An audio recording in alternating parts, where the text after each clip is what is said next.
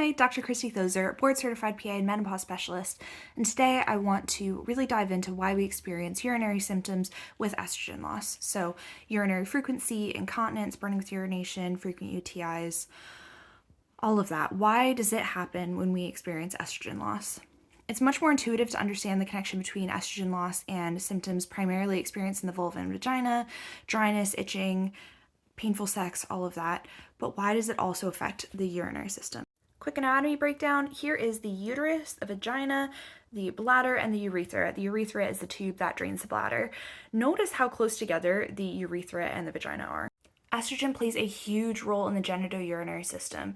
As estrogen levels decrease in perimenopause and menopause, if they're not replaced, the tissue linings become thinner, more friable, with less blood circulation, muscle weakness.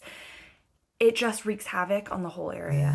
So as this tissue becomes weaker, more friable, you can get prolapses, you can get caving in, which can pull on the urethra. It can cause kinks in the urethra, which lead to urinary pooling. So you're not fully emptying your bladder every time you go, which leads you to going back more frequently, not being able to stop yourself from urinating.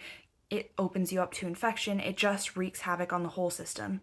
I also really want to highlight that we are much more likely as clinicians to be talking about this in patients in their 80s and 90s, but this does not only affect that population.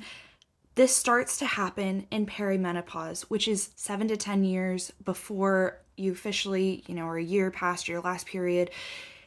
It's a whole gray area, but you start to get these effects much earlier in life, and we need to be having these conversations and not waiting until somebody is hospitalized with a UTI before we start to intervene and prevent these very preventable things that are happening. So if any of this sounds familiar, please talk to your medical provider. If you feel like you can't talk to them, or if you feel like for any reason you're not able to get answers from them, please find a menopause specialist in your area. This is very preventable, very treatable. This is basic healthcare we should be giving everybody.